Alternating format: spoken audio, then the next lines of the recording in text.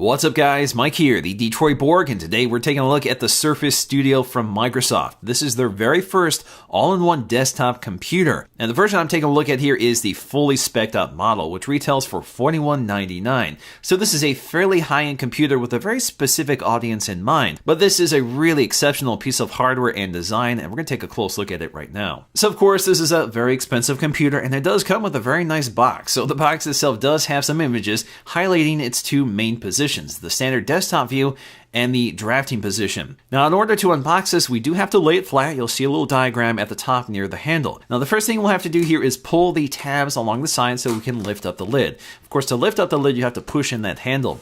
Once you lift up the lid, the first thing you'll see here is a lot of styrofoam and the computer itself, which is on this styrofoam pedestal. It looks like a giant tablet wrapped in plastic. Of course, we'll have to move this out of the way, but before we do that, you can see that it actually articulates. So it's in the drafting position when it's shipped, and all you have to do is lift it up out of the way and set it aside and get to the accessories that are also in the box. So we have three boxes to get out of the way. We have the keyboard and the mouse box at the top, so this is a long skinny box. We also have some paperwork which pulls out from the front of the box, and at the bottom of the box we'll find a triangular box that contains the power cable. The power cable itself is very smartly designed. It's actually designed to fit flushly with the back of the computer, so it's not just a standard power cable. The paperwork includes a few pamphlets, including a very glossy pamphlet highlighting some of the uses of the Surface Studio.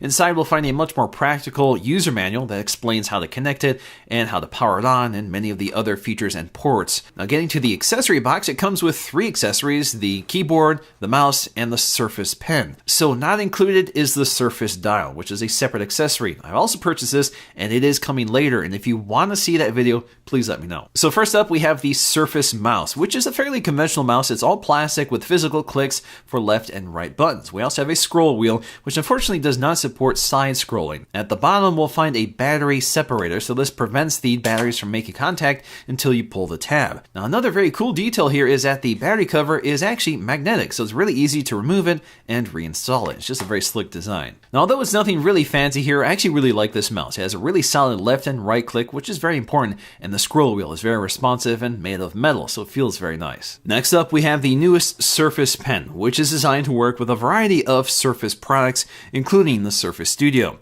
The pen itself is all aluminum, has a very nice rigid design, and does have a battery compartment, so it is powered. Now, you can remove this by twisting off the top of it, and you'll see that the battery just slides out. The battery itself is a quadruple A battery and should last about a year depending on your use. The pen itself is actually flat on one side, and that's because it can be magnetically attached to the side of the display on both the left-hand and right-hand side. Also along that side, which is integrated into the rubber strip that protects it from scratching the aluminum, is a button, which can be used in a variety of ways depending on the software you're using. Also at the top of the pen is a clickable button. This can be used as an eraser, but if you click it, this will also activate different features depending on how you have it programmed. So this can be configured under settings, but in the case of the Surface Studio, a single click actually brings up an action center that allows you to activate apps that can take advantage of the Surface Pen. So that includes things like taking a screen grab or composing a virtual sticky note, which you can place anywhere on the desktop and it stays there persistently. Also included with the Surface Studio is this full-size keyboard. This is an aluminum keyboard, so it feels very nice and rigid. It also includes a full number pad along the right side and a ton of dedicated function keys for things like bringing up the action center, showing your desktop, and a ton of other standard features such as media controls, volume, brightness, as well as search. Now, just like the mouse, it also has a magnetic battery enclosure built into the stand in the back.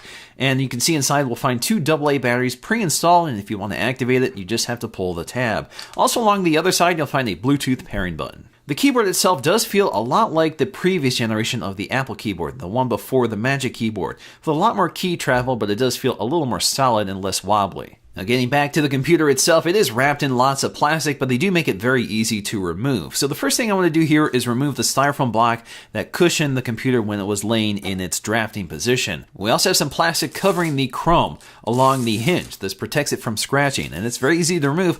All you have to do is pull up on the tab and it unzips. This works on both the left and right sides. We also have lots of plastic covering that very thin display, and we'll find tabs on all 4 sides. That makes it easy to remove this. Of course, I'm going to be very meticulous here and pull off each side so I can remove the plastic in one sheet. And lastly, we have some plastic covering the base, and you do have to lift it up in order to get access to the tab.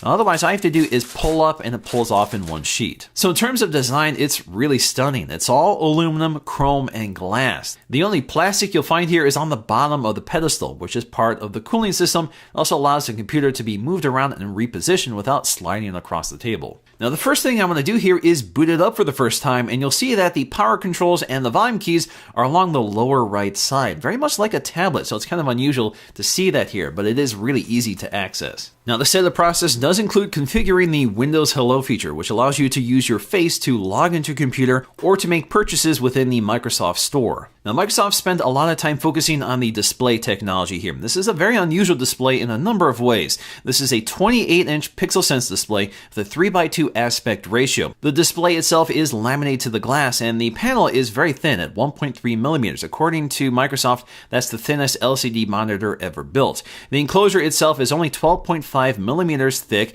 so that's edge to edge. The entire back panel is a very thin 12.5 millimeters. So it's really impressive, and it's an aluminum enclosure, so it's nice and rigid and looks fantastic. Of course, this is a full touchscreen, which is also designed to work with the Surface Pen and Microsoft's Entreg technology. Now, this is not a 5K display, so we have a resolution of 4500 by 3000. That is better than 4K. That delivers a 192 pixel density. So that's not quite as sharp as the 5K display on the iMac. It is calibrated to the sRGB color spectrum as well as DCI-P3, and these are all things you can toggle right from the control panel. So you can quickly toggle between these color profiles right on screen, which is very handy, especially for people working with photography or video. And because we have this 3:2 aspect ratio, 28 inches is quite a bit bigger than a widescreen 27-inch monitor. So you have a lot more surface area, and I think it's a great aspect ratio for productivity, especially with this specific application. Now, the signature feature of this computer is that the display can articulate from a standard desktop view all the way down to a 20-degree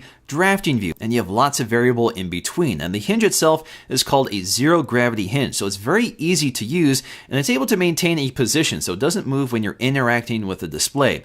Now obviously the drafting position is really geared towards specific software or specific creative professionals that can take advantage of the sophisticated software that can use the Surface Pen. So like a lot of other modern styluses, the Surface Pen can detect pressure. So of course, if you want a lighter stroke or heavier stroke, all you have to do is lean a little harder on the pen tip. There's also a sketch app that has been included, which is a great way of sort of exploring the capabilities of the hardware here without having to buy some of the more expensive software. So this computer really can keep track of a lot of inputs, from your fingers to the Surface Pen to palm and arm rejection when you're leaning on the display. Now, unlike most all-in-one computers, the base itself actually houses the electronics. So this is what powers the display that it's attached to. So our CPU, the fans, even the speakers are all built into this aluminum enclosure. The enclosure is surrounded by vents. There are 3 fans in here, which are designed to keep it cool and quiet, although it is noticeably audible, especially since it sits right in front of you when you're using the computer. So it's definitely louder than most all-in-one computers I've used, like the iMac, which places all those electronics behind the display and facing away from the user. Now, I wouldn't say it's loud, but it's definitely noticeable and something that's a little disappointing to me as a user. So in terms of specs, this is the top-end model. So that gets me a Core i7 quad-core, which is a 6th generation processor with 32 gigs of DDR4 RAM. We also get NVIDIA's GeForce GTX 980M with 4 gigs of GDDR5 memory. We also get a 2 terabyte hybrid drive, which combines the speed of an SSD with the inexpensive storage of a hard disk drive. So these specs are not terribly impressive for such an expensive computer. In fact, the quad-core is clocked at around 2.7 gigahertz, but we do get a lot of RAM here, which is useful for most of its primary apps. But it's pretty obvious that these specs are mostly designed for the small enclosure, but can keep up with the resolution and the primary software. So in terms of our Geekbench scores, it delivers around 4,400 on the single-core score and almost 14,000 on the multi-core score. In terms of graphics, that comes in at around 86,000. Now that's actually less powerful than the 5K iMac I use for my main production. So if you look at those Geekbench scores, you can see there's a big difference, especially in terms of the single core performance and graphics performance. Now at the back of the base is all of our I/O, and the great thing here is that because it's at the bottom here, it's pretty easy to hide the wires, so the wires don't snake up to the display and become more visible like it is on the iMac. But the I/O is a little dated here. We do get 4 USB Type-A ports, which are USB 3, so we get USB 3 speeds, but we don't have Thunderbolt here. We do get a display output, so if you want to connect an external display, you do have that, but unfortunately no Thunderbolt in this case either. Of course, we get a 3.5mm headphone jack as well as an Ethernet port, and we do get an SD card slot, which is somewhat inconveniently placed, but that's not terribly unusual in computers like this. Now there is a really impressive set of speakers built into the space. They're stereo 2.1 speakers with Dolby Audio, and it's really impressive. They're extremely loud with a good amount of range, and it's pretty immersive. Initially, it was actually kind of hard to pinpoint where the speakers were because it sounded like it was coming from around the display. So it is a really nice set of speakers. The only problem here is that as soon as you lower the display, the quality changes a bit. So let's go ahead and demonstrate that. It does explain how to use the touch controls at the top, in addition to some of the voice commands you can use on this device. We also get a flyer that highlights some of the optional bases you can swap out, which includes both fabric and metal styles. Now if you look at the top center of the display, you'll see quite a bit going on here, including 2 cameras. One of them is a Windows Hello camera. So basically this is the face scanning camera that allows you to unlock the computer using your face, and it works pretty reliably. There's also a set of infrared LEDs that light up your face for that feature. There's also a 5 megapixel 1080p front-facing camera, which delivers fantastic quality. It's definitely better than something like the FaceTime HD camera on the iMac. We also get a set of dual microphones, and that's designed to work with the Cortana feature, so you can command your computer from across the room and reliably talk to it.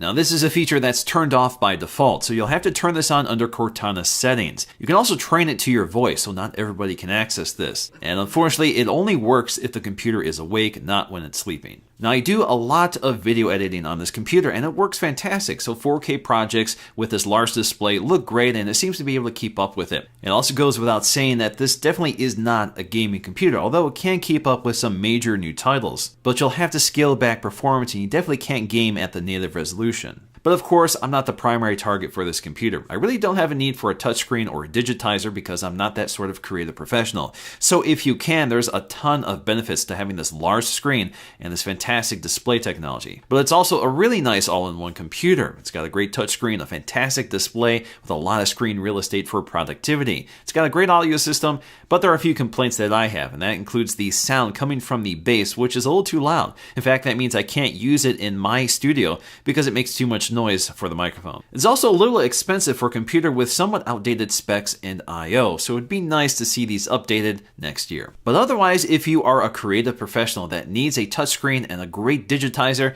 this is a fantastic option and you won't find anything else quite like it. Alright guys, hope you enjoyed this look at the Microsoft Surface Studio. If you did, please give it a thumbs up to let me know, and I'll see you again in the next video.